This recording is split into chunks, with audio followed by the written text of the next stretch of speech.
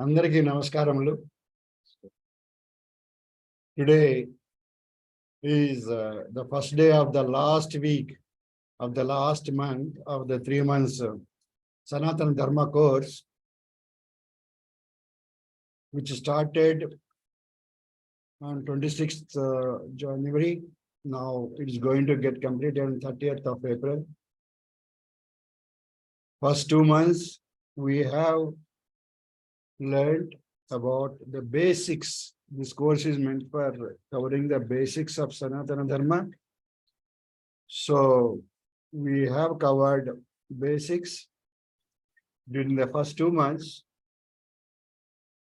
starting from Vedas, Vedangas, Upanishads, Darshanas, Dharma Shastras. And after that, we went on to see Vedic mathematics, Sanatana Dharma. In that, we have seen Shodasha Samaskaramulu, and then we have seen some Itihasas, like Ramayanam, Mahabharatam. And then we have started with yoga. Yoga, out of the 4 weeks, we have already completed 3 weeks. The last week is with us now. We have almost completed the syllabus. It is going to be a revision. And today, tomorrow, day after will be yoga. And on Thursday, we are going to have an exam, final exam, which covers yoga, practicals, and theory.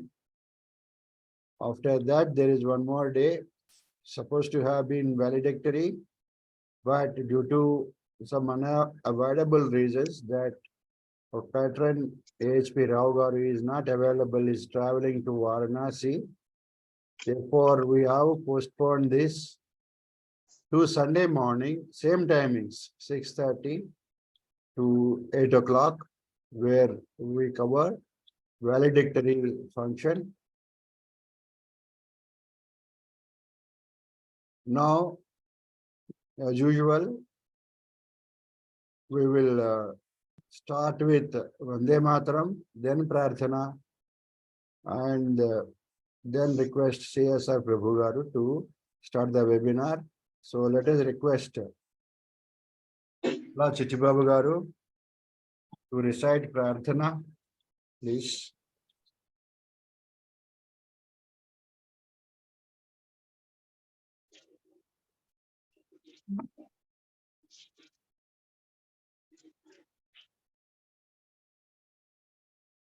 Vande Mataram, Vande Mataram, Sujalam Supalam, Malaya Jasitalam, Sasya Syamalam Mataram, Vande Mataram, Subrajosna Pulakitayamini, Pullakusumita Drumadala Shobhini, Suhasini, Sumadhura Bhashini, Sukhadam Varadam Mataram, Vande Mataram, Vande Mataram, Vande Mataram.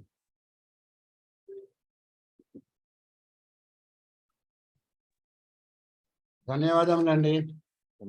Chittibabu గారు. Now we will request Satya Badriraju Garu to chant Prarthana, please. Namaskaram. Let's do meditation for a minute.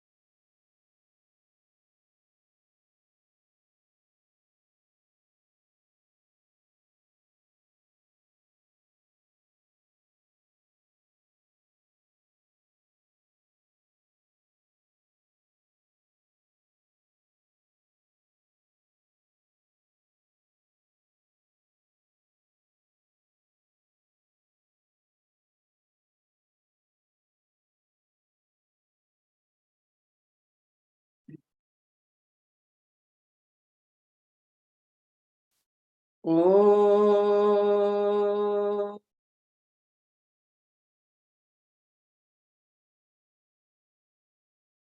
Om.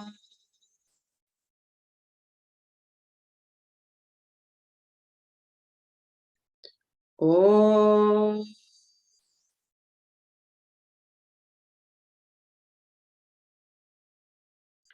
Om. Gananam tva Ganapatigum Havamahe Kavim Kavinamupamashravastamam Jeshtarajam Brahmana Brahmanaspata Anasrunvannotibhisida Sadanam Om Shri Mahaganadhipataye Namaha Om Prano Devi Saraswati Vajebhirvajinevati Dhenamavitriyavatu Om Shri Mahasaraswatyai Namaha Gurureva Gati Gurumeva Bhaje Gurunaiva Sahasmi Namo Gurave Na guroh paramam shishurasmi guroh matirasti gurau mama pahi guru Jnananandamayam devam nirmalasphatikakrutim adharam sarva vidyanam hayagrivam shruti smruti purananam आलयं करुणालयं नमामि भगवत्पाद शङ्करं लोकशङ्करं शङ्करं शङ्कराचार्यं केशवं बादरायणं सूत्रभाष्यकृतो वन्दे भगवन्तौ पुनः पुनः ईश्वरो गुरुरात्मेति मूर्तिभेदविभागिने व्योमवद्व्याप्तदेहाय दक्षिणामूर्तये नमः असतोर्मा सद्गमय तमसो मा ज्योतिर्गमय मृत्योर्मा अमृतं गमय ॐ शान्ति शान्ति शान्तिः मातृदेवो भव पितृदेवो भव आचार्य देवो भव अतिथि देवो भव ॐ सहना भवतु सहनौ भुनक्तु सह वीर्यं करवावहै तेजस्विनावधीतमस्तु मा विद्विषावहै Om Shanti Shanti Shanti Sri Guru Bhyo Namaha Harihi Om. ధన్యవాదములండి సత్య గారు. Now let us request CSR Prabhu garu to start the webinar, please. Okay, friends. We are meeting after a long break, and we'll be having the exam as already explained to you. Before that,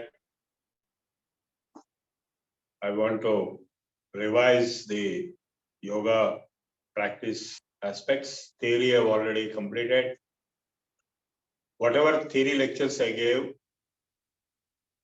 in the session, they were all recorded. In addition, I have posted a number of recordings done at Pragati Sudhama resorts on the various topics like pranayamas or the Kriya Yoga and Yoga Sutras. So you are expected to listen to those videos and also listen to the previous videos where I covered theory. So the notes are available with you. The notes are very extensive. We are not covering the entire notes. They are meant for a 6-month course, but we have covered only a limited number of topics, which you can see. Whatever we have covered The exam should be only from those. But you can read the notes. It's very well composed. It is not authored by me, but it is compiled by us from various universities which are offering correspondence courses in yoga. So this is a basic course. So from July, we will be having an advanced course where we will be going deeper into the theoretical aspects of yoga as well as the practical aspects of yoga. As I told you, this yoga course is the fifth time we are doing.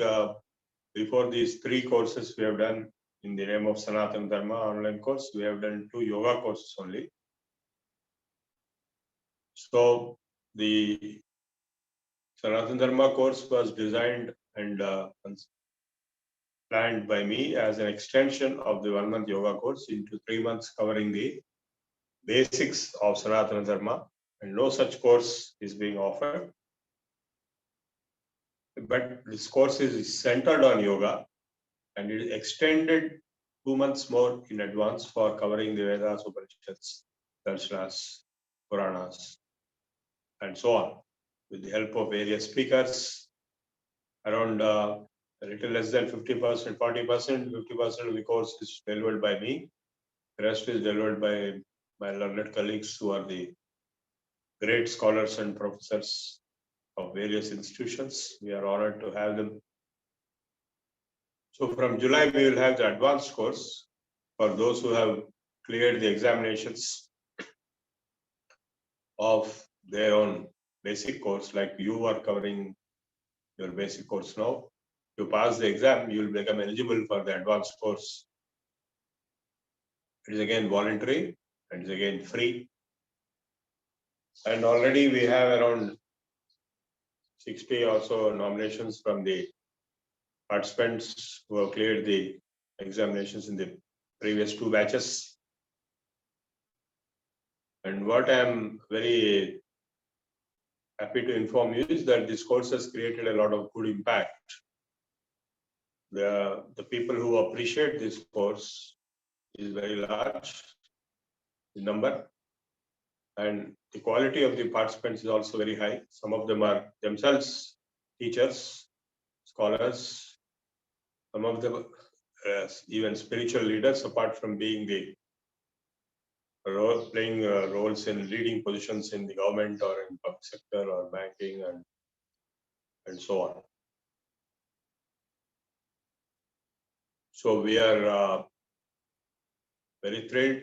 I am very thrilled that whatever I have planned is becoming successful with the help of the able organizers and administrators like Professor Prabhu and Prabhu is like my own brother with whom we have planned this program. So now in the yoga aspect, I just came from Varanasi previous night, late night, 1 o'clock. Not last night, but the previous night. So basically, the yoga subject is to maintain the purity of the cleaning up and maintain the levels of purification for the body and for the breathing and for the mind.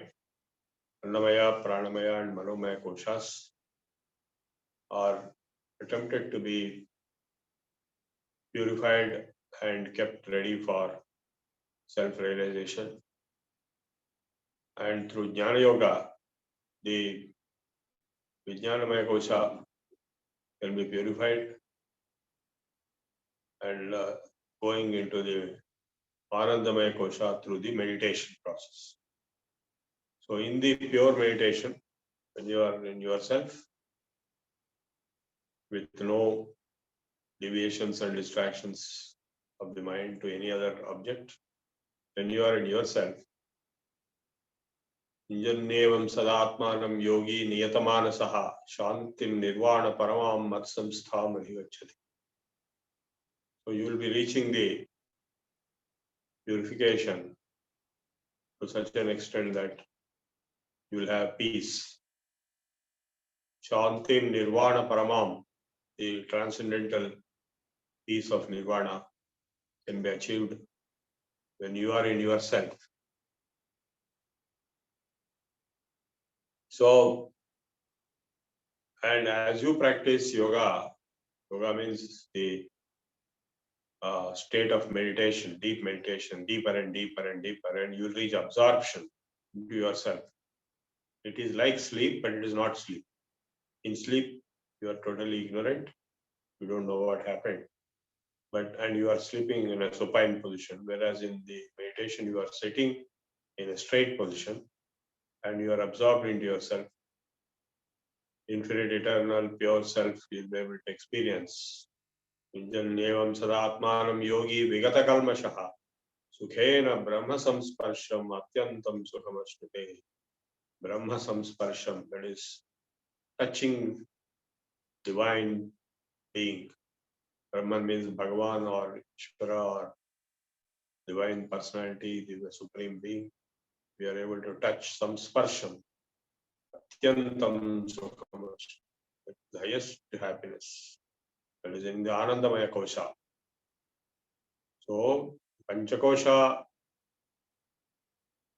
purification and journey, the self is not any one of these koshas. The self is possessing these koshas. I am not the body, but I have a body, that is Annamaya Kosha. I also have a vital body, which is Pranamaya Kosha. I also have a mental body, which is Manomaya Kosha. I also have a scientific or intellectual body, which is Vijnanamaya Kosha.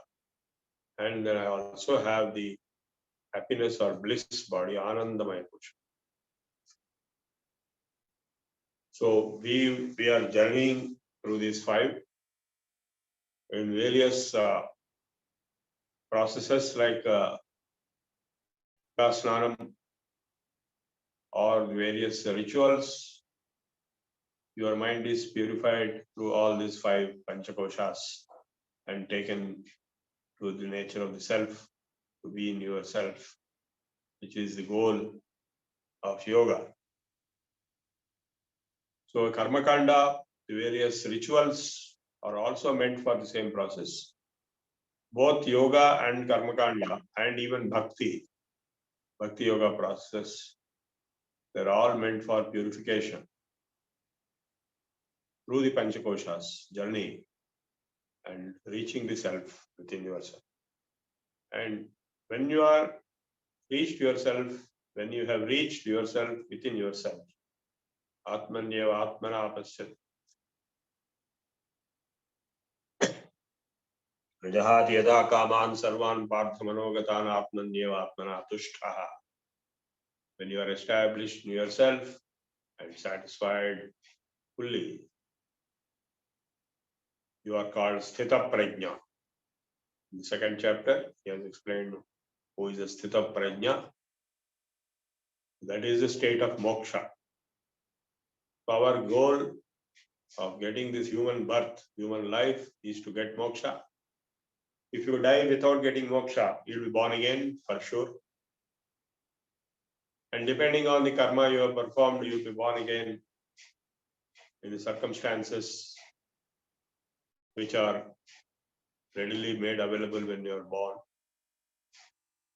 In fact, there was a question by one Russian to Shankaracharya of Kanchi, the previous one, who lived for 100 years.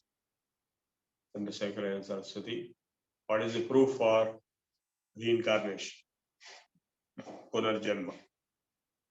Then he just gave one address to see the proof in that address. So this person went to that address. That address is nothing but a maternity hospital. So in the maternity hospital, various babies are born in the same place, maybe same time sometimes, but they're all born in different circumstances. So even though born at the same time, the different babies have different attributes, different colors, different physical characteristics, different wealth conditions, different health conditions, And some babies are born without a penny, and some babies are born with a silver spoon. The baby who is born at that time is not responsible for the circumstances in which the baby is born, because it is just born. It has not done anything, good or bad, to cause that situation.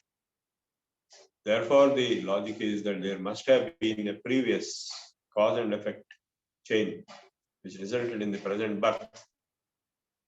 And that previous life should have existed as the cause for the present life. This is an example. Apart from that, there are a lot of children who remember their past lives, and investigating teams, scientific teams. I interacted with NIMANS at one point of time, National Institute for Mental Health and Neurosciences. They have sent teams to analyze the claims of these small children who are able to recall their previous lives, and those descriptions in their previous life experiences were confirmed after verification by the committees, scientist committee, that they are true, and therefore reincarnation is true. Though, of course, all children may not remember, or they may remember before they could speak, and gradually they forget. And in the womb, everybody remembers. As you are born, you will forget your past life. So, this life to life journey, Aneka Janma, has been going on. And to break this Janma Parampara, to reach Nirvana or Moksha, which is a common feature accepted in Buddhism, Jainism, and Hinduism or Sanatana Dharma. Whereas the Abrahamic religions of Judaism, Christianity, and Islam don't have a concept of reincarnation. They used to have, but they removed it. And they stopped with death and as heaven and hell as the final destinations, which does not explain why a person is born in particular circumstances, this particular life. But they are not interested in going deeper into this question answering. They just have a dogma and they want to stick to it. So coming back to reach moksha, why I am telling all this is to reach moksha. This deep meditation and samadhi is a very important factor. And to reach deep meditation levels of samadhi, you have to practice meditation. And before you practice meditation, you should have health and fitness, and your breathing should be normal. If you remember, in any ritual, they'll ask you to first do pranayama. Om, Bhu, like that they will tell. So, without the pranas being controlled, mind cannot be controlled. And when the mind is controlled and you are in yourself in deep meditation, then you are free. And if you are always free like that, if you maintain that freedom, even when you are walking, talking, and doing all ordinary things, then you are a Jivan Mukta. You are liberated while you are alive. Now I will be revising some of the important asanas limitedly, and I will cover the 6th chapter of Bhagavad Gita today, which is also there in the syllabus, is there in the notes also. Because the Yoga Darshana, apart from Patanjali Yoga Sutras, the Bhagavad Gita is also covered in the syllabus, and the 6th chapter of the Bhagavad Gita will be the main source of Yoga Shastra. Now, Sukshma Vyayamam, again I repeat the course contents of this yoga course. There are 5 topics, broad topics, which are being covered in this yoga course of 1 month. First is the yogic Sukshma Vyayamam, learned in standing position. Second is the yogasanas, done in sitting and lying down position mostly, but some of them are also in standing position. And that includes Surya Namaskaras as additional feature, which has 12 asanas in each Surya Namaskara. Then the third topic is pranayama, various Hatha pranayamas and Raja pranayama of Nadishwasa pranayama, which is a junction between the physical and the spiritual dimensions of yoga, that is Hatha Yoga and Raja Yoga. Both are complementary to, they are not conflicting, but they're complementary. Hatha Yoga becomes the kind of a part, a first part of Raja Yoga, which is the higher yoga of Pratyahara, Dharana, Jhana, Samadhi. The Antarangas and the Bahirangas stop with pranayama. Yamaniyama, Asana, Pranayama. These are the Bahirangas. And the Antarangas are Pratyahara, Dharana, Jhana, Samadhi. So all the 8 angas are the Ashtanga Yoga. And so the pranayama is the third aspect. Pranayama, asanas, pranayama, practically. And then the fourth aspect is the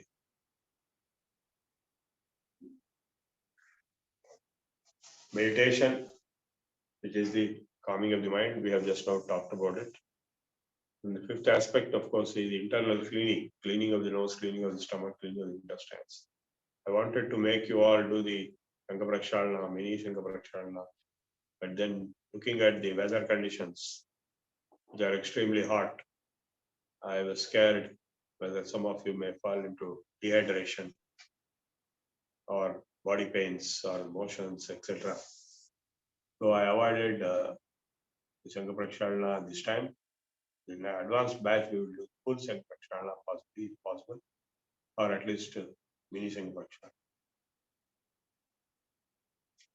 So these 5 topics, practical topics, were covered. In the examination, we will also cover the practical topics. I will ask you to perform so and so asana and show. So today we will be doing some revision of asanas.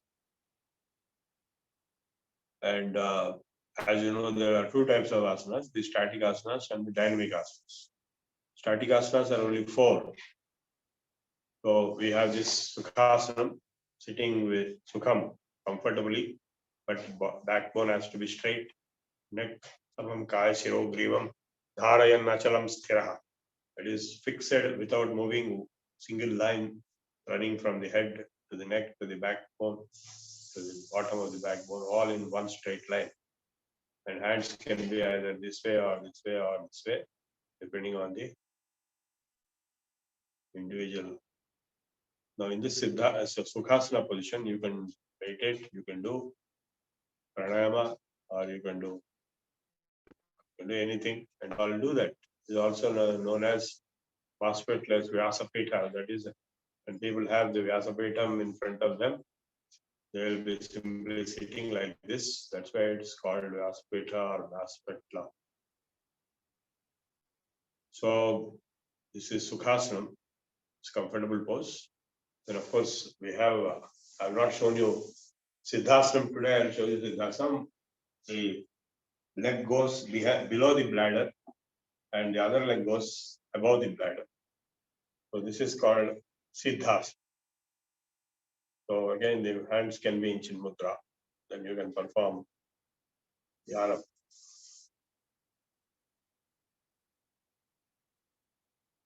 Then of course, the third is Padmasana.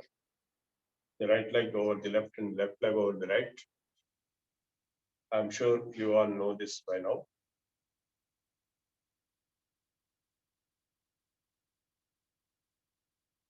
And in Padmasana, you can keep the hands like this in Chin Mudra, or like this, or even like this, like Vivekananda.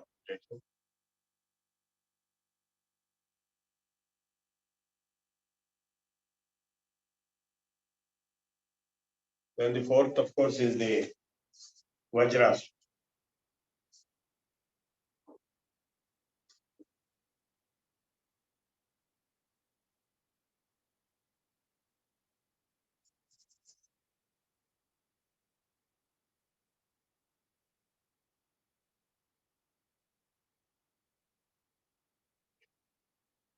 Among all these 4, You can sit in any one of these 4 static asanas for longer and longer times. Stiram Sukham asana. You can sit right up to 2.5 hours without moving. You can start with 20 minutes. If you are able to sit 20 minutes, that's a good achievement.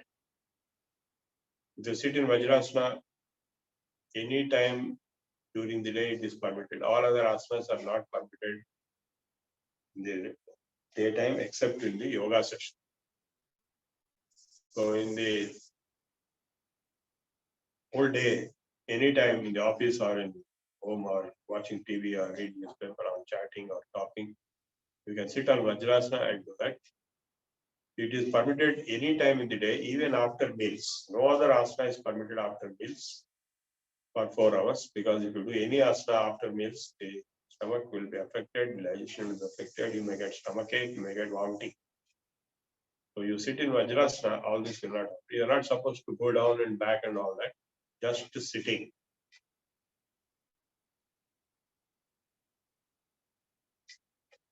So in the Vajrasana, the body is perfectly straight, so straight that the food eaten will be digested fast because there is no disturbance of the body.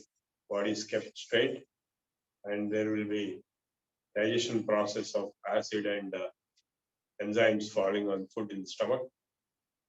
And gas will be generated and liberated from bottom because the body is fixed straight. In no other asana, even if you sit on a chair or even when you stand, the body will not be as perfectly straight.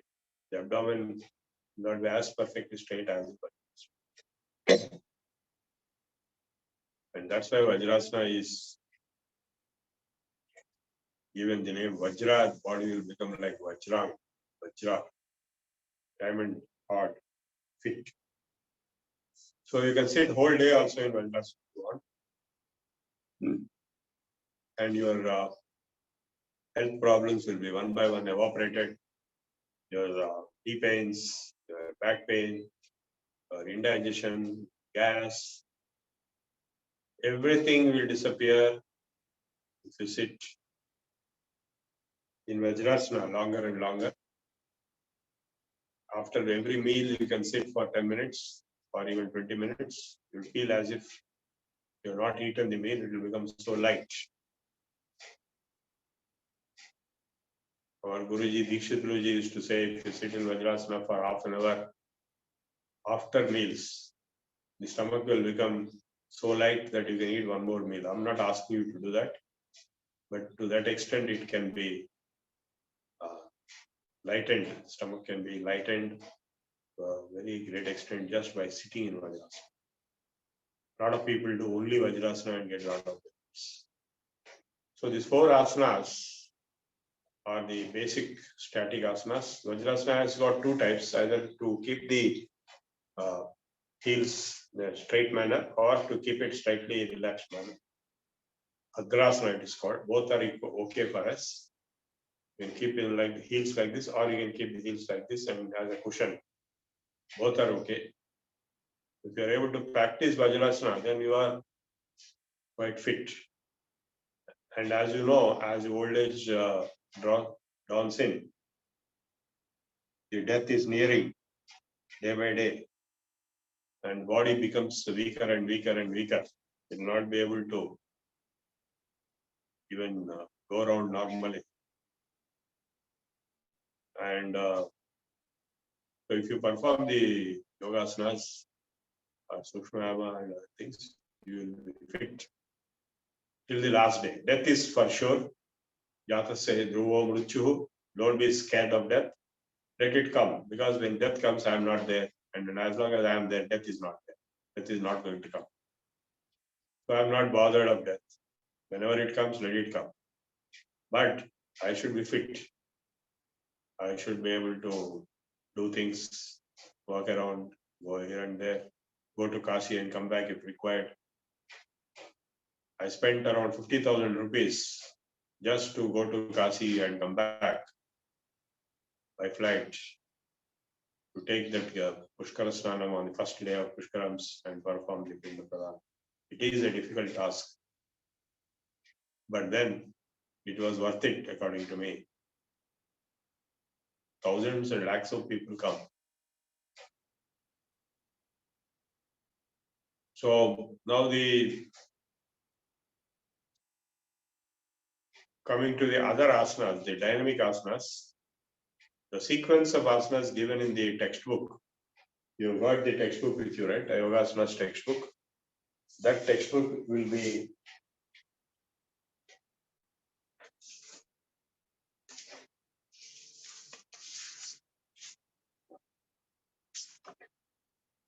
so this textbook is giving all the asanas and same sequence you can practice.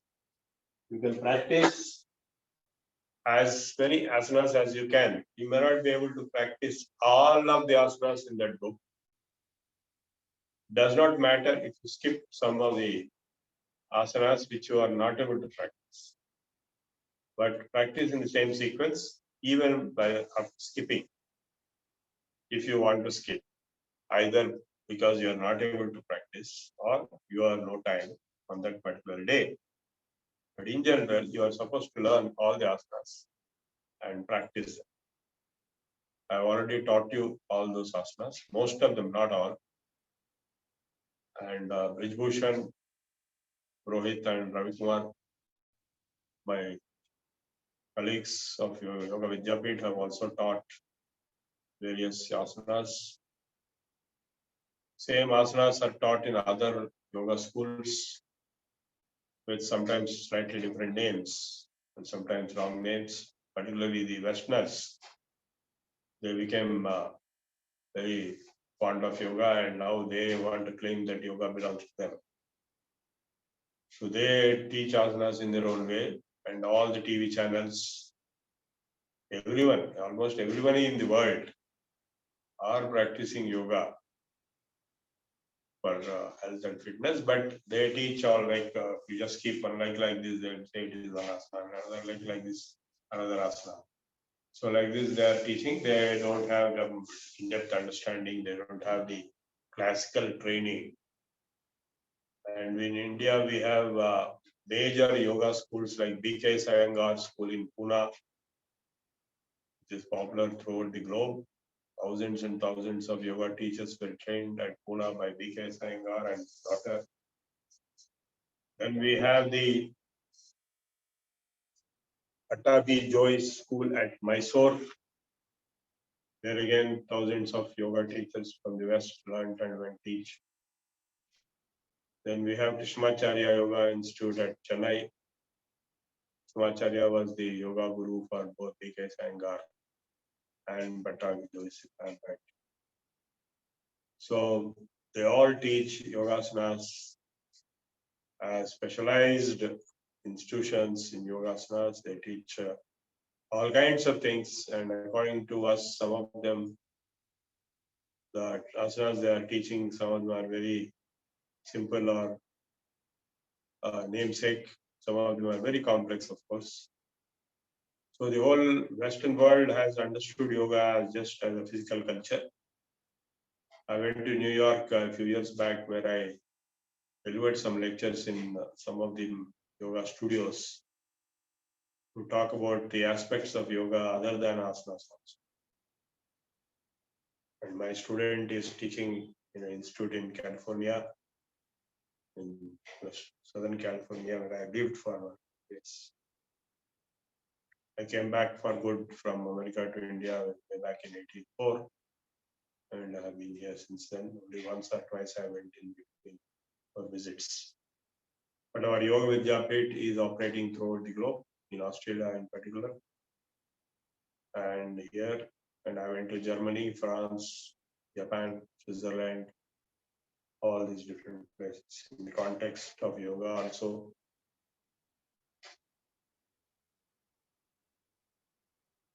Okay, now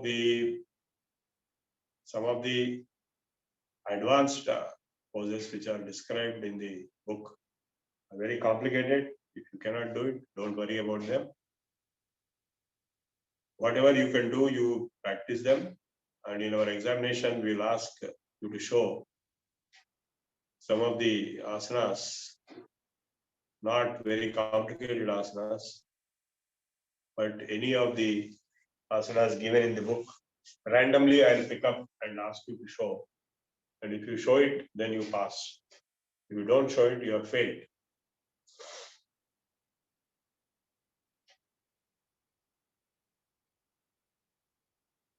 Okay, now some of the asanas which I have shown, I will revise once again. There are only two inverted poses. One is Sarvangasana and other is Shirshasana. So inverted poses are having extraordinary effect. They release the heart from the load of pushing the blood to the brain against the gravitation.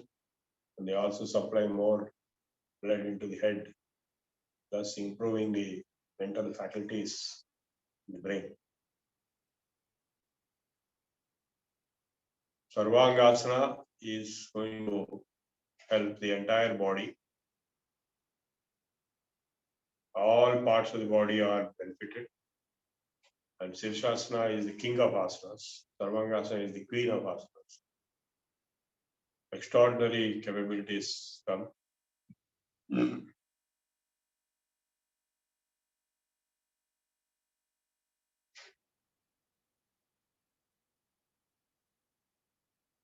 Today I will be showing the inverted poses, Sarvangasana and Shirshasana, which I have shown already in the past, but as a revision I will show you once again. I'll be back in a minute.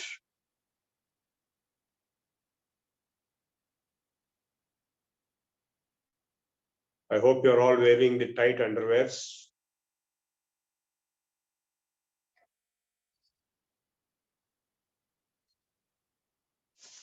I'll just come back in 1 minute.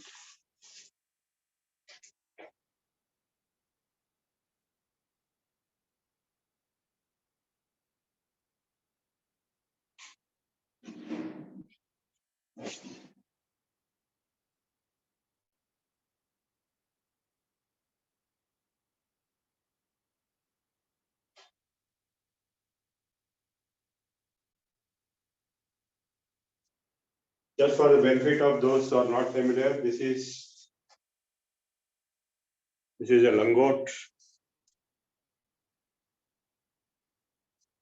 This is to be worn by everybody.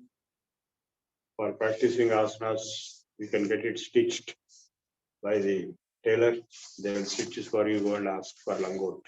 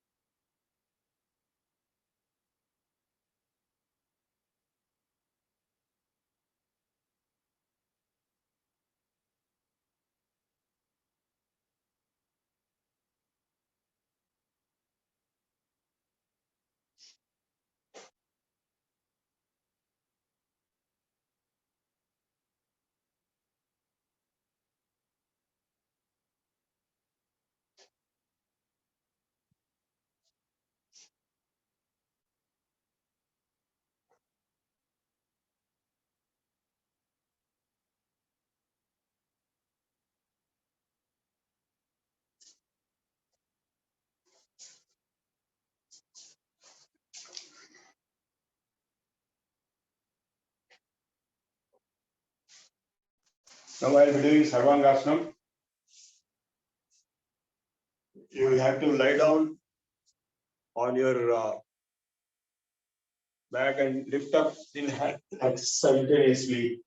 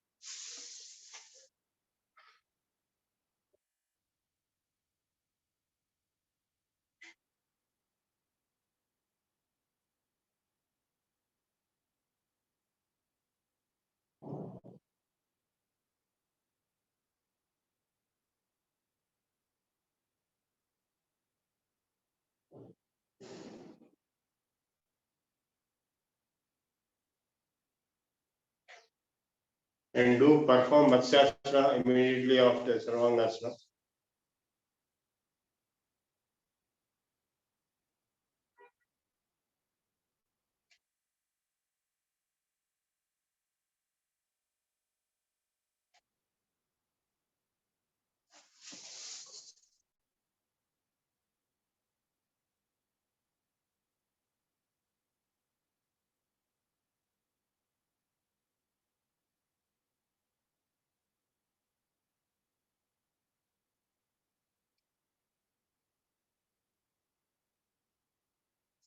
And go to Shalabhasana, Bhujangasana, and Sarvasana.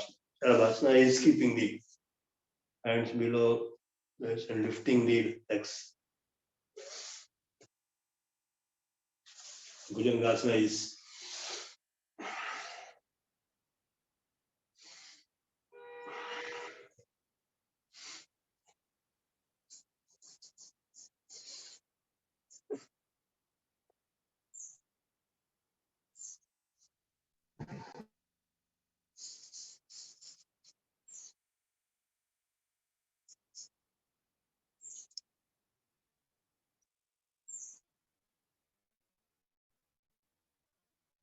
Guruji, Bhujangasana in 3 positions we should do with the hand near the chest, a little lower. All the 3 we should do. yeah, lifting. There are 2 and not 3. One is just lifting on the hands without, that is breathing in, you lift up your chest and breathe out, come down. That is, then second is both hands also will go up and come down. Two versions are there, Bhujangasana. Third is Sarpasana. When you go on the hands, standing on the hands, that is called Sarpasana. Can you show the second one which you said the hand goes I back? have already shown. Okay. Just now I have shown. I don't want to show again and again. You can see in the video later. Okay, Guruji. So now I will show the Sirshasana. Because this is a sequence, you have to follow the Mayura, Sarvanga, Shalabha, Bhujanga sequence before you do this Sirshasana, which is the last. So again, for Sirshasana, very important conditions are there. Of course, it is not meant for everybody. I think most of you may not be able to perform Sirshasana.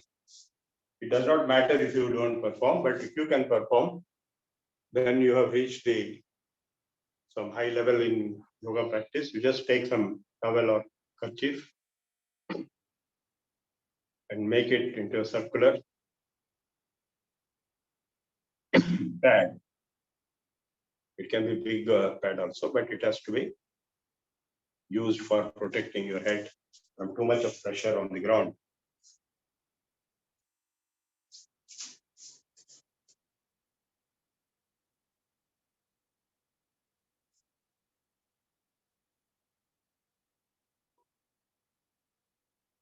Only this forehead should be kept on the ground, not the center. Don't put the center. Here the hand should be there. This should come.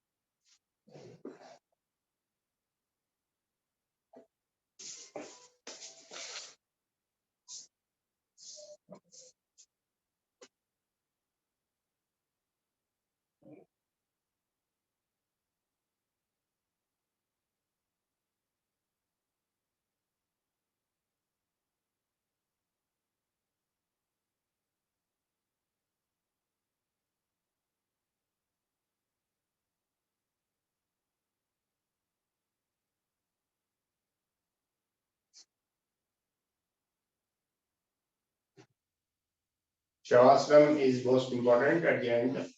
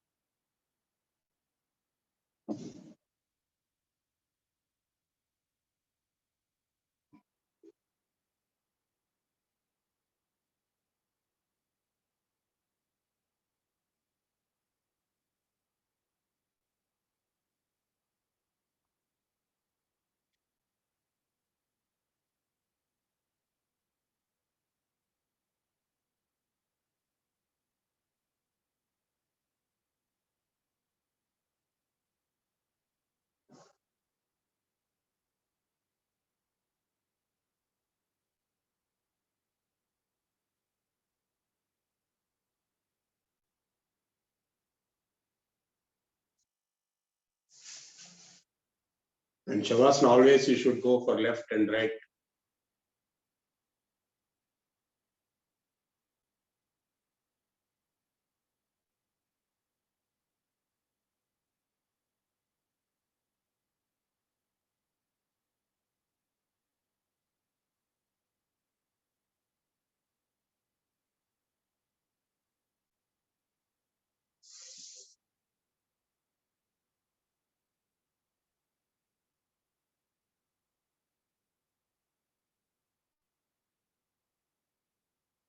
Then center left, first left, center, then right. Center.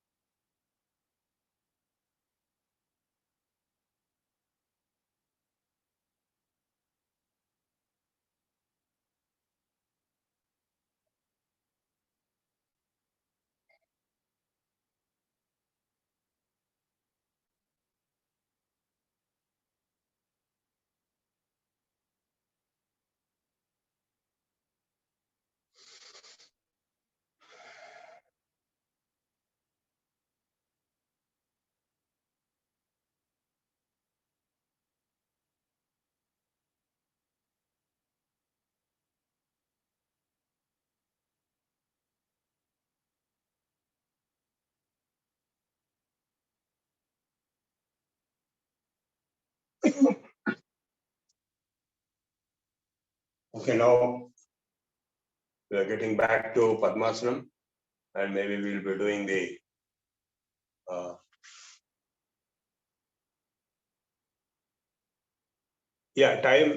time for left side, right side is flexible. It should be comfortable. Minimum, say half a minute, or maximum 1 minute or 2 minutes. So there's no specific time restriction for performing the left side, right side. So now we go for Nadi Swasan Pranayam.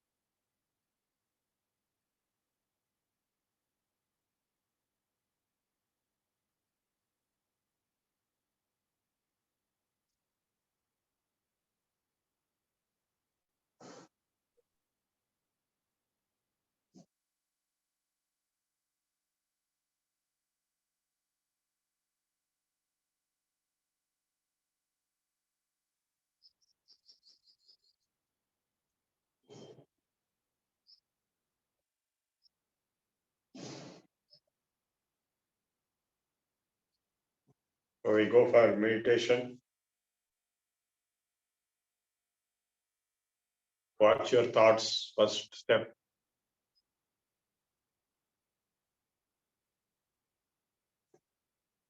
Can you please change your camera position because it's not coming out.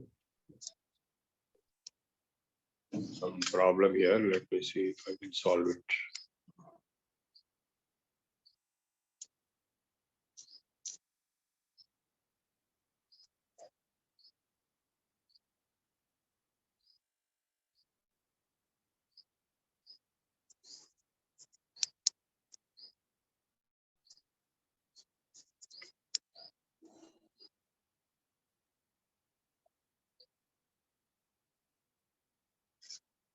Are you able to see me? Yeah, but Okay. then in the same position, it's not changed. Maybe there's a problem, don't worry.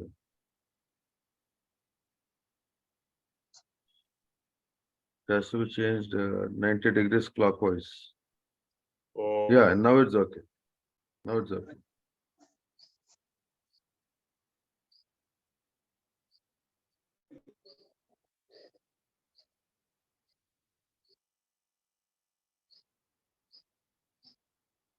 now watch your breath.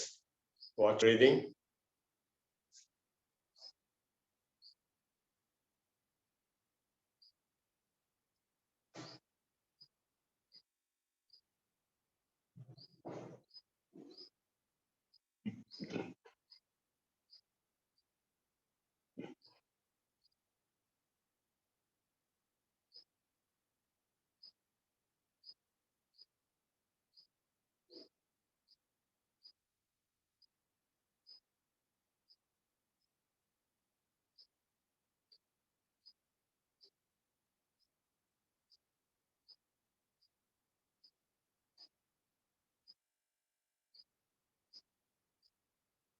Take deep, long breath. Feel the breathing going, coming out.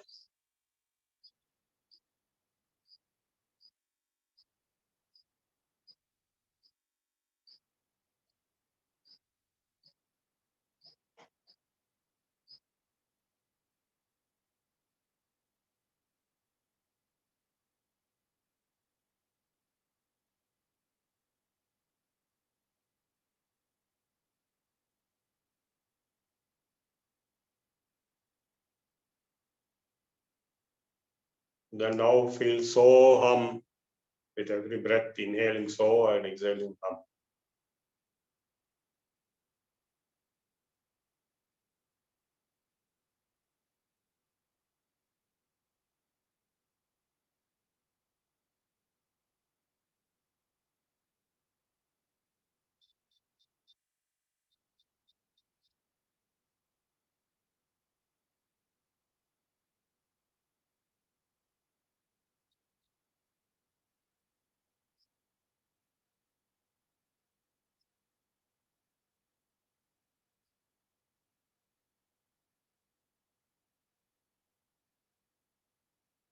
Hum so, hum so, hum so, hum so, hum so.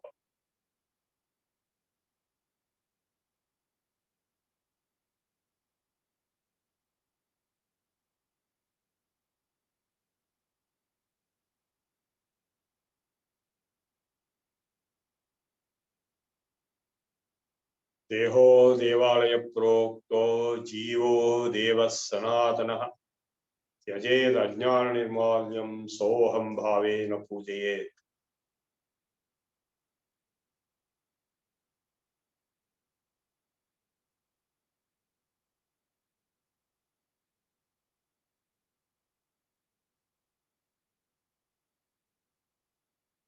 This soham is hamso, hamsaha is paramatma, hamsa hamsaya vidmahe paramahamsaya dhimahi, tanno hamsa prachodayat. Hamso nama sadashivaha.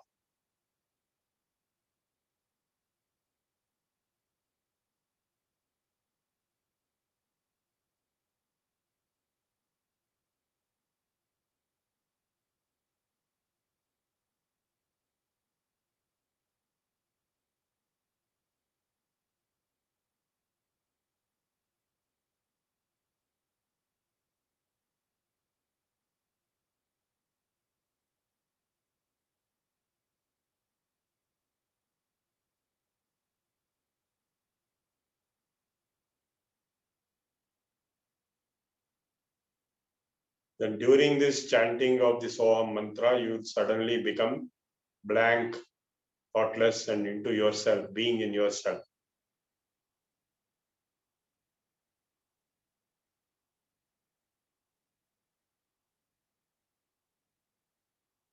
You'll have complete peace.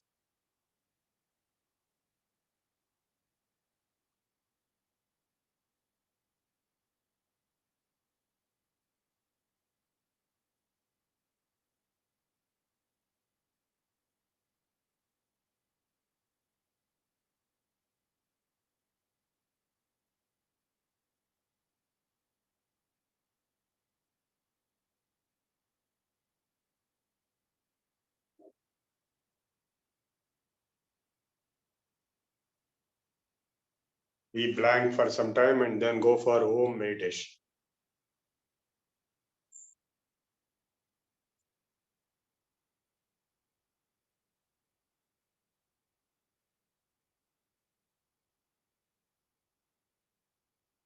Om.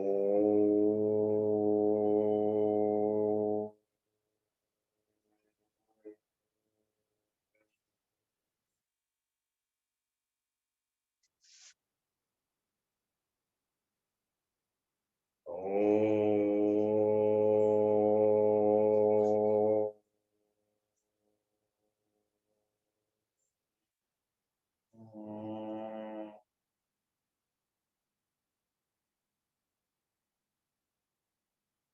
Om. Om.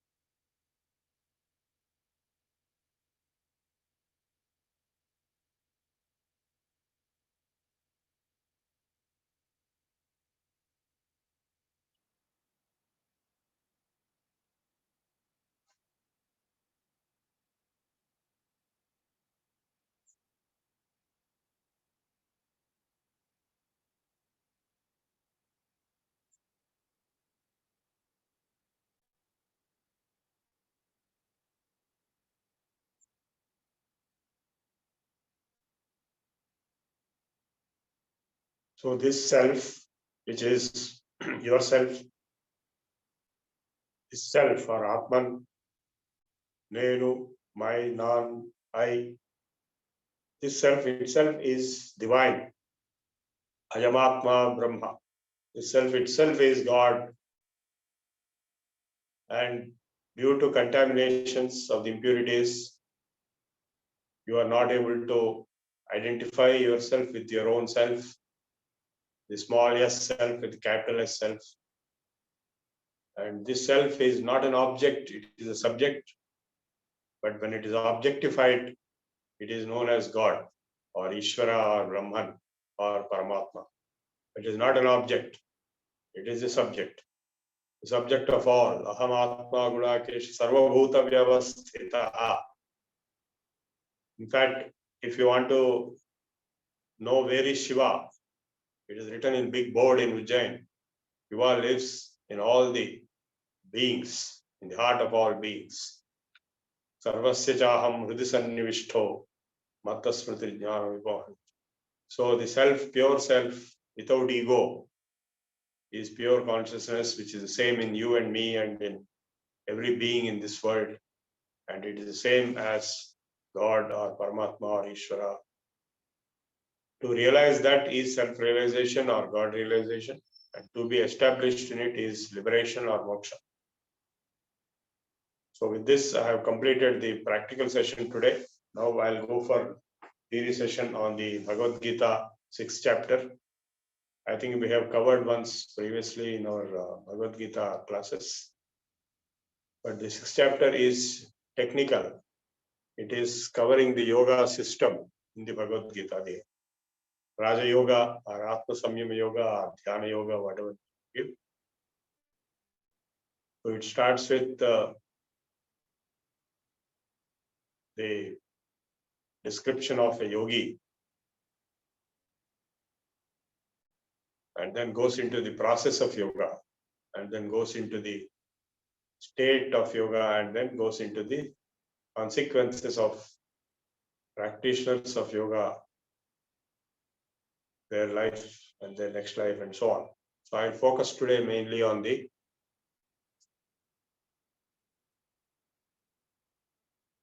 important principles of 6th chapter.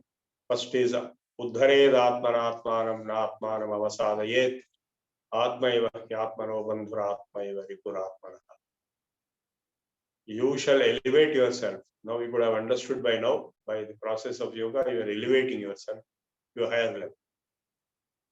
Uddharedatmanatmanam na atmanam avasadayet. You shall not allow yourself to fall down. If you remember this, then many bad incidents in our life can be prevented. Our showdowns, our conflicts, our fights, all these are indications of falling down.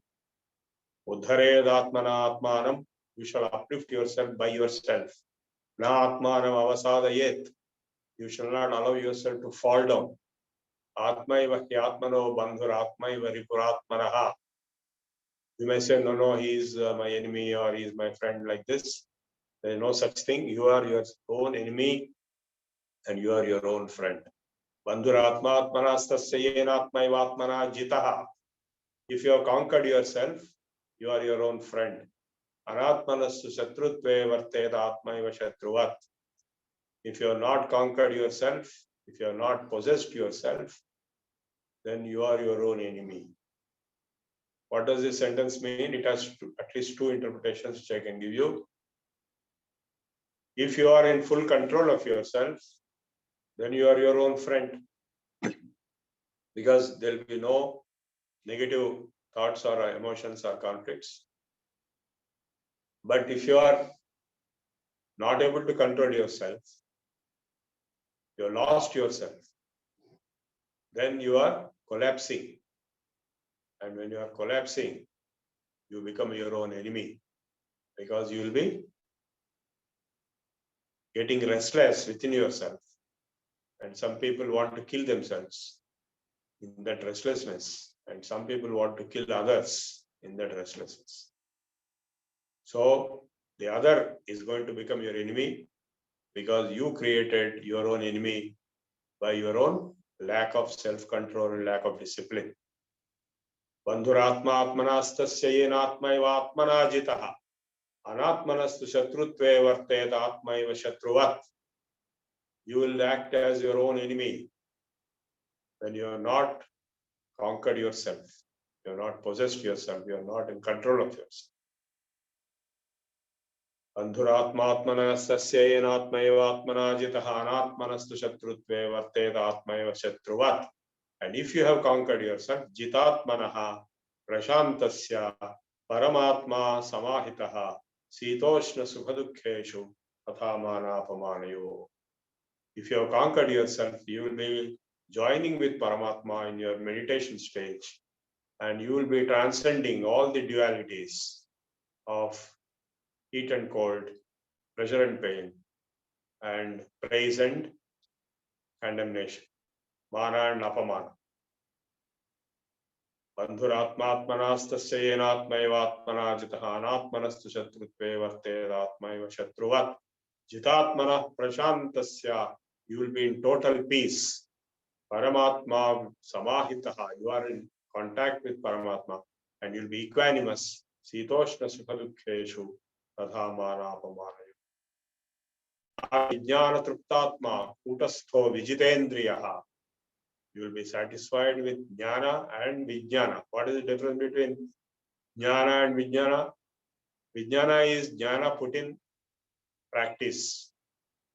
That is the definition given, not the modern science and all that. Jnana is knowledge of any topic, and especially in this context, the supreme spiritual knowledge only I will talk about. Material knowledge is considered as ajnana, but vijnana is supposed to be putting into practice the jnana which you have acquired. Jnana vijnana truptatma. The yogi will be satisfied, contented, with full contentment because of practicing his jnana. Jnana vijnana truptatma kutastho vijitendriyaha. Yukta it yuchyate yogi samaloshtasma kanchanaha. He'll be equanimous to mud and gold. Suhrun mitra yudasina madhyastha dveshya bandhushu sadhushva vichapapeshu samabuddhir visishyate. He'll be equanimous with all categories of relationships. Suhrun mitra ari udasina madhyastha dveshya bandhu sadhushva vichapapeshu samabuddhir visishyate. Yogi yunjit satatam atmanam rahasisthitaha ekaki yatachittatma nirashir aparigrahaha. So the yogi's life and his personality is being described. Nirashir aparigraha, you not acquire anything, objects, you don't have desires. Yogi yunjita satatam, will be meditating upon the practice of yoga always. Atmanam rahasisthitaha, ekaki yatachittatma, nirashi, self-controlled, desireless, aparigraha, will not be accumulating things. Suchau deshe, now the process of yoga is being explained. Suchau deshe pratishtapya sthiramasanamaatmanaha natyutsritam natinicham chailajina kushottaram. You sit on a asanam, ajin, kushasram or darbhasanam or any other.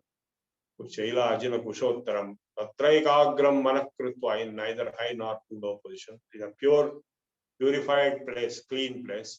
Tatra ekagram manakrutva.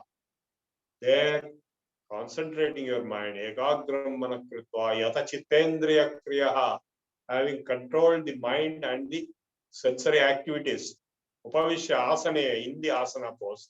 Yunjat yogam atma vishuddhaye. Practice yoga for the purification of the self. So this is the yoga meditation which has been explained in the Bhagavad Gita we are practicing.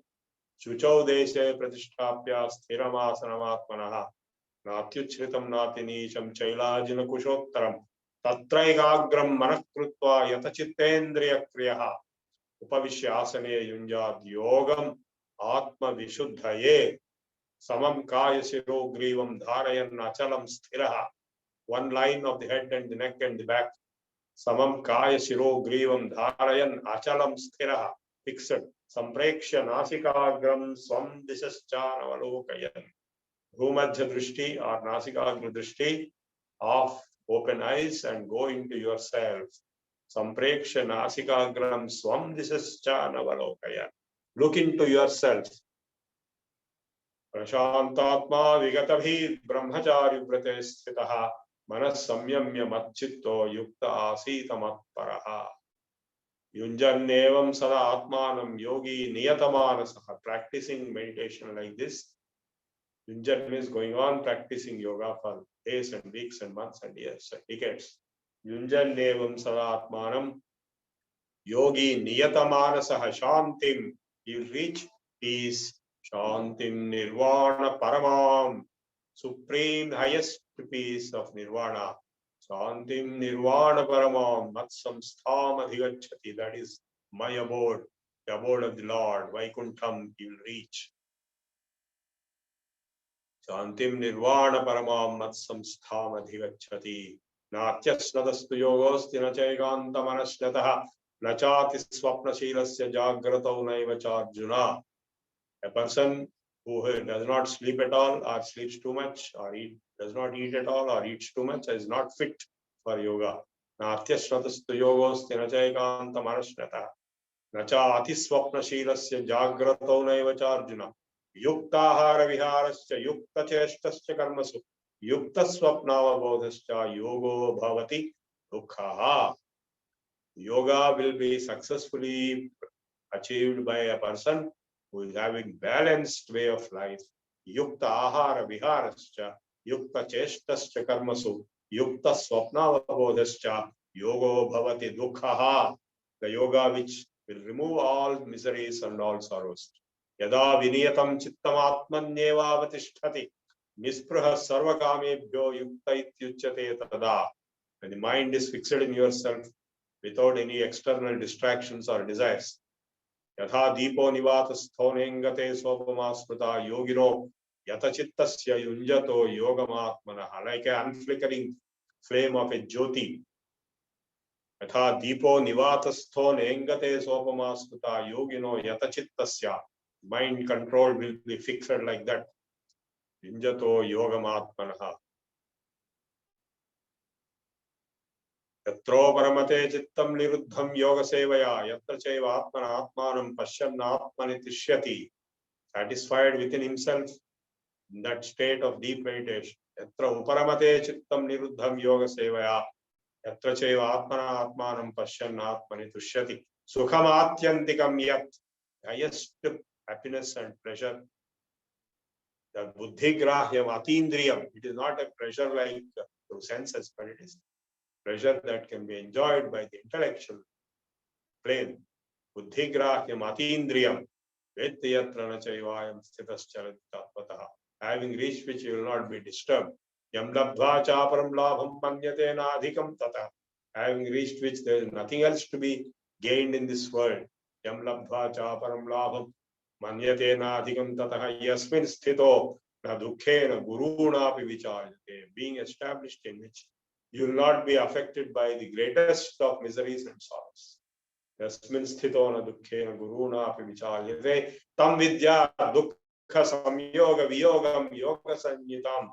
That should be known as yoga, given the name yoga, which is dukkha samyoga viyoga. It to give the detachment from the conjunction with the misery and sorrow. Dukkha samyoga viyogam yoga sanyitam sanishchayena yoktavyo yogo anirvinna chetasa sankalpa prabhavan kaman chakva sarvana seshataha manasayvendriya gramam vidiyamya samantataha shanai shanai उपरमेत बुद्ध्या धृति गृहीतया आत्मसंस्थं मनः कृत्वा न किंचिदपि चिन्तयेत् यतो यतो निश्चरति मनश्चञ्चलमस्थिरं ततस्ततो नियम्य एतदात्मैव वशं नयेत्. So the practice of meditation, the process as the mind goes wandering here and there, bring it back slowly, slowly, slowly, control and bring it into yourself. So after you bring it into yourself, Prashantamanasam henam yoginam sukhamuttamam. Prashantamanasam henam yoginam. So he will reach a total peace of state of mind. Brahma samsvat chantam sukhamasnute. Very soon he'll reach the highest happiness of joining with the Supreme Being. Brahma samsparsham atyantam sukhamasnute. Then after reaching that, he'll realize sarvabhutasthamaatmaram. Sarvabhutani cha atmani, that he is in everywhere, in everyone, and everyone is in him, and all are together in God. Sarvabhutasthamaatmanam sarvabhutani cha atmani ikshate yoga yuktatma sarvatra samabuddhaya. Yo mam pashyati sarvatra sarvancha mai pashyati tasyaham na pranashyami sachamena pranasya. Therefore, you treat others equal to yourself. Atmopamyena sarvatra samam pashyati arjuna sukham va yadi va dukkham sa yogi paramo. So this is 6th chapter essence. After this, and before this, the other topics which I have skipped. So the meditation has been explained, is known as Atma Samyama Yoga or Dhyana Yoga. So now we will close the session by doing one more deep meditation. Being in yourself.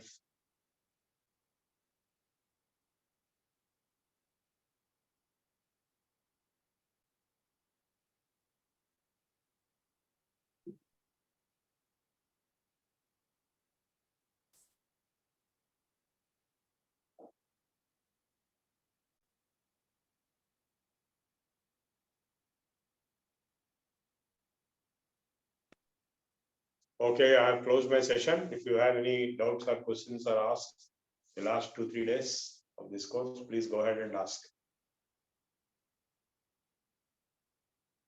Any questions on the chat box? No questions. People are There are deep no meditation. questions. They cannot ask questions in their in deep meditation.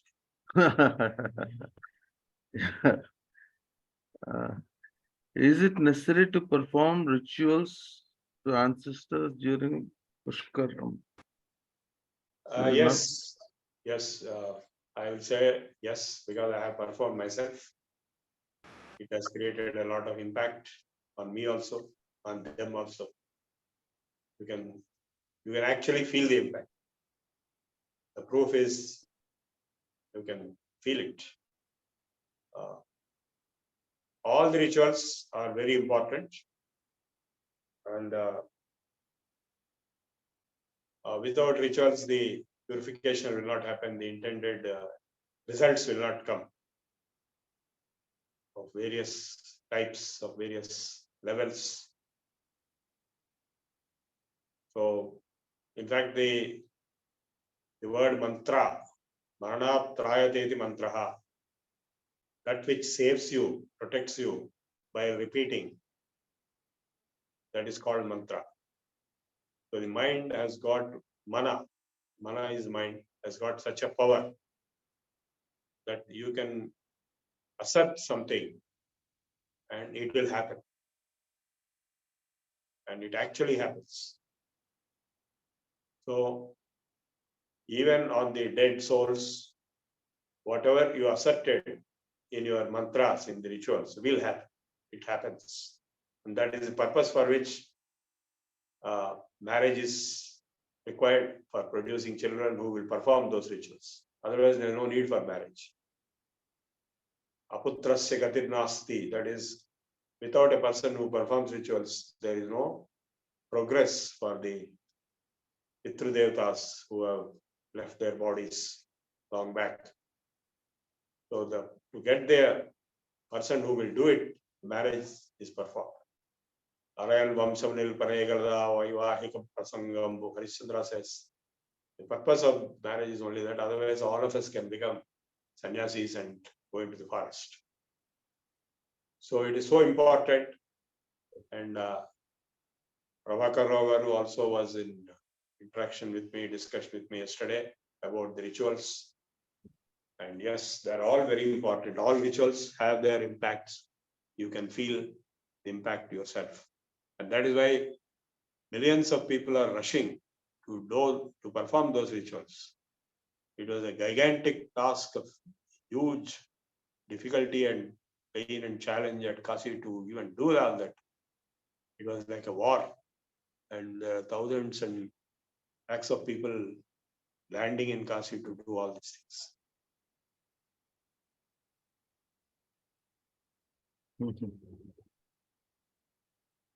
The Ganga river gets that special power during this period. And of course, other rivers get at other periods. And the Pushkara lake at Rajasthan has that throughout, that power. I could actually experience that power. Many times I experienced in Kumbh Mela also, and this time also. So the Ganga river has got extraordinary powers, more than other rivers. Of course, during Pushkaram, it gets much more powers. And the rituals are made with mantras which have their impacts. What is it? Please read the other questions. Since our ancestors might have taken birth elsewhere in the world, depending on their karma, how the post-death rituals are useful, though Yes. we do it traditionally. Yeah, I'll give the answer to this question. Yesterday, Prabhakar also asked, I think somebody else also asked this question. So the answer is in an episode described in the Harivamsam and Bhagavatam about Krishna's Shamantakamani Upakhyanam. You remember that story which you read in Vinayak Chauthi, Shamantakamani story. So that Shamantakamani was taken away by Jambavanta and kept in the cave for his daughter Jambavati to play. So Krishna goes in search of it because he got a bad name that he only stole it, though he did not steal. So he goes into the cave of Jambavanta and Krishna have a big fight for many days and weeks. In that fight, a lot of blood flew out of the cave. So the Yadavas who went in search of Krishna and were waiting at the entrance of the cave because they have no courage to enter the cave. So they were under the false impression that Krishna died. So because they thought Krishna died, then they performed a ritual, same rituals which we have talked about, to Krishna himself when he's still alive inside the cave, thinking that he died. So those rituals have added strength to Krishna inside. And he came alive after winning the war. Of course, he didn't kill Jamavanta. So this story is a proof that even if the Pitradevatas are alive in some other life, or even if they are alive in this life itself, mistakenly thought to have been dead, it will still help them by performing the rituals. Next. There is one question on kindly provide details of Pushkara, Pujari, and contact numbers. I've already given it in the group. Yeah.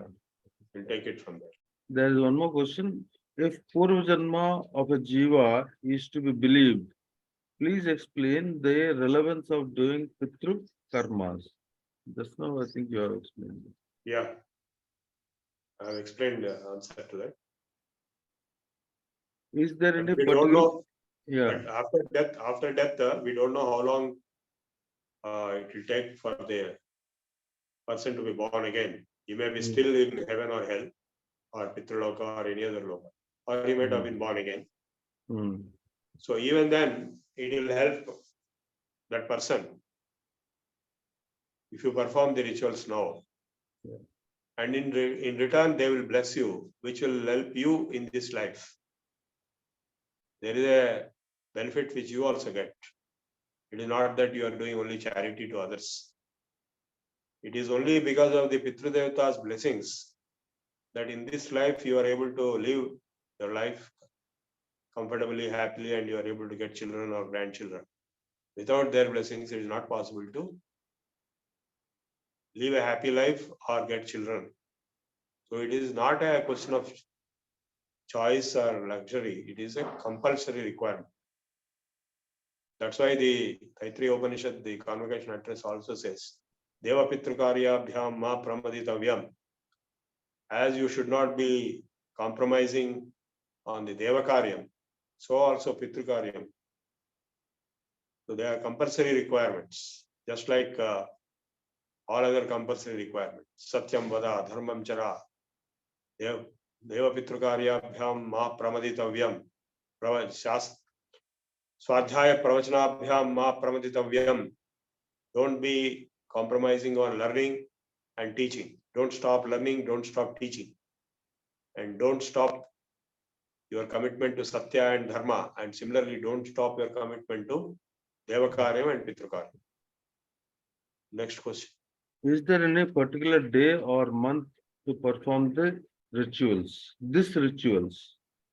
No. You see, this normally you perform the Pinda Pradhanam ritual on the day of death.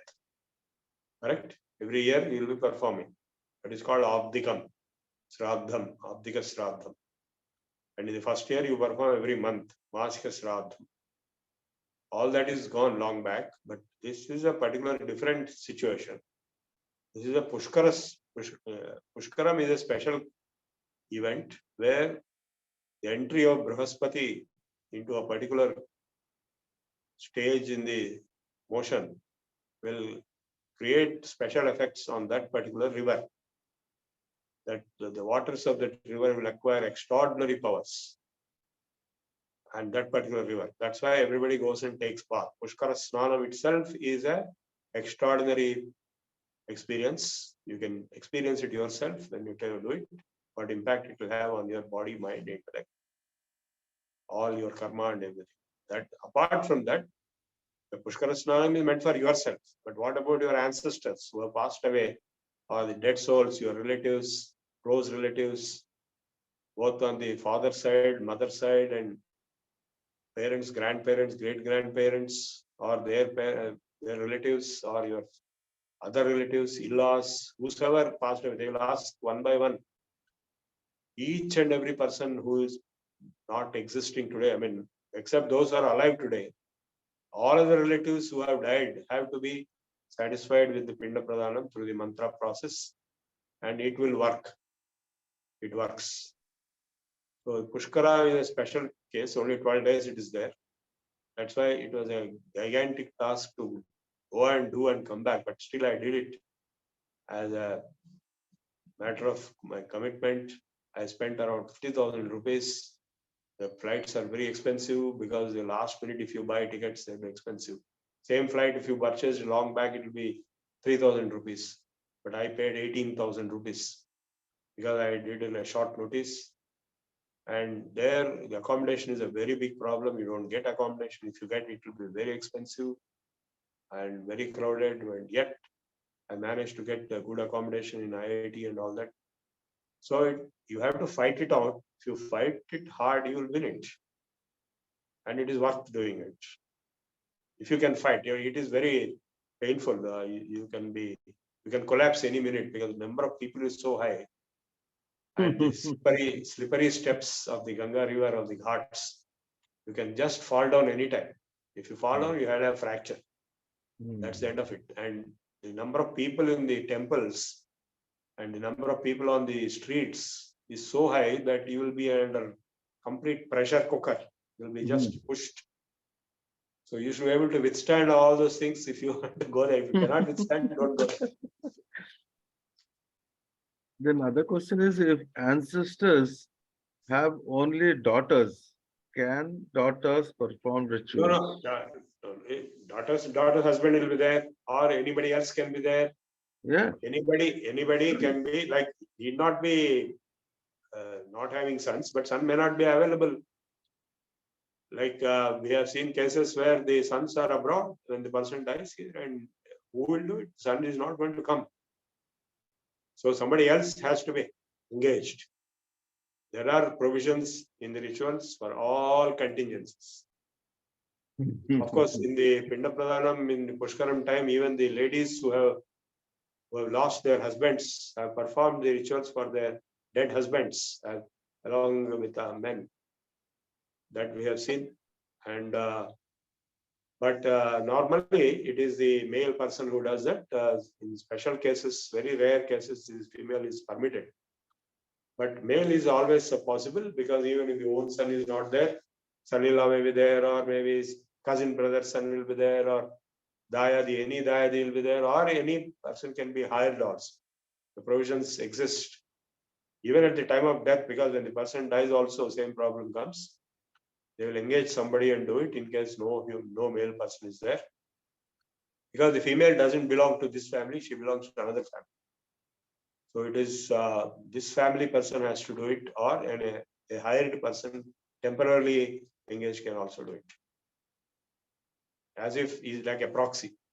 Okay, next.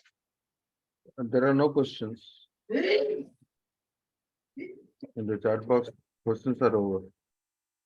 Okay. Okay, anybody else wants to ask direct questions?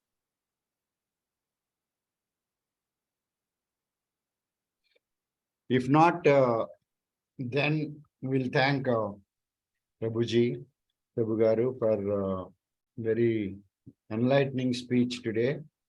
And we are running short of days now, only 2 days left, Tuesday and Wednesday.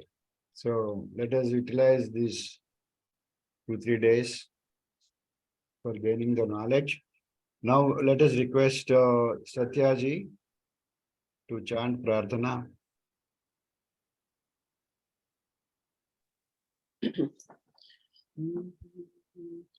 स्वस्ति प्रजाभ्यः परिपालयन्तां न्यायेन मार्गेण महिषाः गोब्राह्मणेभ्यः शुभमस्तु नित्यं लोकाः समस्ताः सुखिनो भवन्तु काले वर्षतु पर्जन्यः पृथिवी सस्यशालिनी देशोऽयं क्षोभरहितो ब्राह्मणाः सन्तु निर्भयाः अपुत्राः पुत्रिणः सन्तु पौत्रिणः अधना सधना सन्तु जीवन्तु शरदां शतं सत्यं वद धर्मं चर स्वाध्यायान्मा प्रमदः सर्वे भवन्तु सुखिनः सर्वे सन्तु निरामयाः सर्वे भद्राणि पश्यन्तु मा कश्चित् दुःखभाग् भवेत् ॐ शान्ति शान्ति शान्तिः पूर्णमदः पूर्णमिदं पूर्णात् पूर्णमुदच्यते पूर्णस्य पूर्णमादाय पूर्णमेवावशिष्यते ॐ शान्ति शान्ति शान्तिः सर्वे जना सुखिनो भवन्तु लोकाः समस्ताः सुखिनो भवन्तु स्वस्ति ధన్యవాదములండి సత్య గారు. Now Challa Chittibabu garu, we will recite national anthem.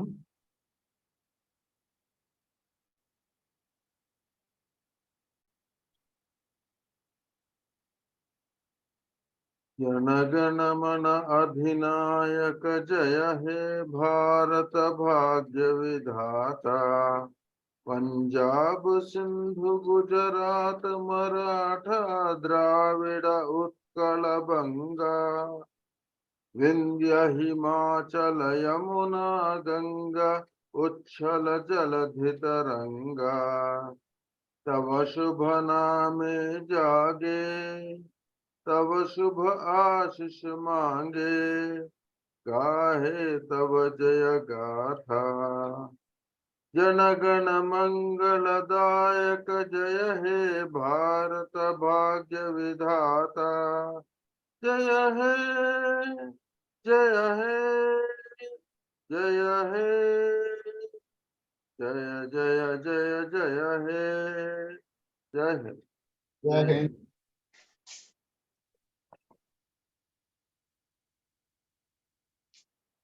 చాలా చిట్టిబాబు గారు, థ్యాంక్స్ అండి. నమస్కారం, ధన్యవాదాలు. ధన్యవాదాలు.